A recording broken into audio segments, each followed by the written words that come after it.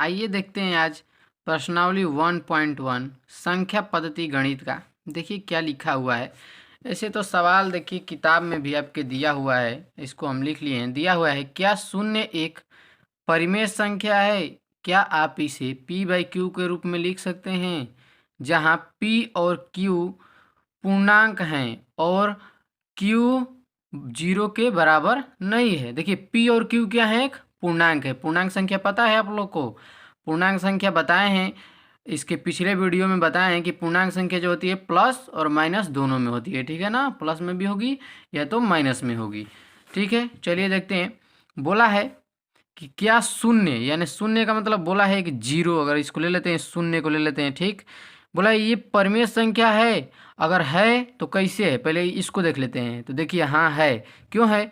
क्योंकि हम इसके बटे में अगर चाहेंगे तो एक लिख सकते हैं, या ये भी कह सकते हैं कि किसी भी संख्या के बटे में एक छुपा होता है। हमेशा एक, किसी भी संख्या, कोई भी संख्या ले लीजिए, मान लीजिए एक ले लिए, एक ले लिए, इसका मतलब इसके बटे में क्या है? एक हमेशा होता ही है। ये इसका नियम है। ठीक है, इसका मतलब हम कह सकते हैं कि जो जीरो है एक क्या है? परिमेय संख्या है। क्यू का मान, यानी हर का मान नहीं जीरो होना चाहिए, पी का तो मान होना चाहिए ना, p/q के रूप में होता है। p/q, जहाँ p का मान क्या है? देखिए p का मान जीरो और q का मान एक। q का मान जीरो नहीं होना चाहिए, बस यही बोला है। अर्थात यह है कौन सी संख्या है?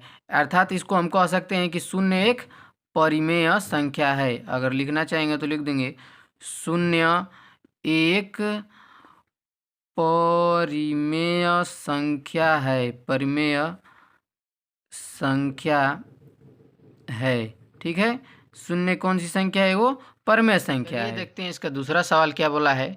दूसरा सवाल बोला है 3 और 4 के बीच 6 परिमेय संख्या लिखना है। तो देखिए इस सवाल को हम यहाँ पर लिख भी लिए हैं। देखिए इसके कितने संख्या को लिखना है? 6 संख्याओं को लिखना है।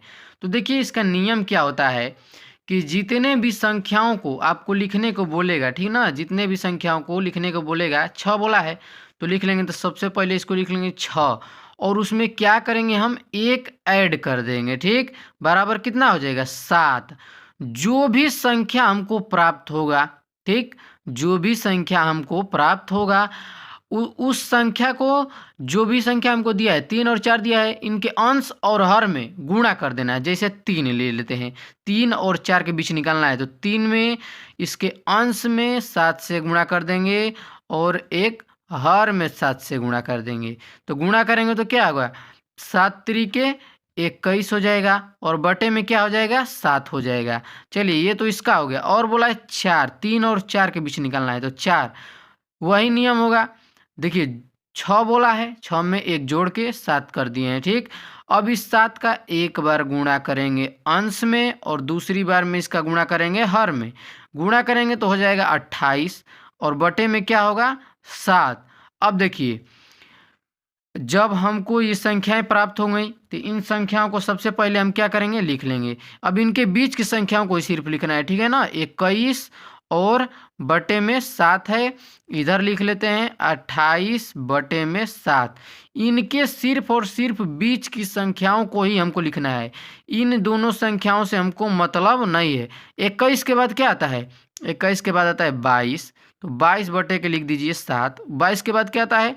23, तो लिखेंगे 23 बटे के 7। उसके बाद 23 के बाद आता है 24, लिखेंगे 24 बटे के 7। 24 के बाद क्या आता है? 25, लिख लेंगे 25 बटे में 7। 25 के बाद 26, 26 बटे में 7। और एक संख्या यहाँ पर लिखते हैं, वहाँ पर जगह नहीं है, तो 27 बटे के 7। कितनी संख्या हमको निकालने के लिए बोला था? 6 संख्याएं। आइए गिनते हैं, इन दोनों को नहीं गिनेंगे। 1 2 3 4 5 6, 2 संख्याएं, 6 संख्याएं हो गई हमारी।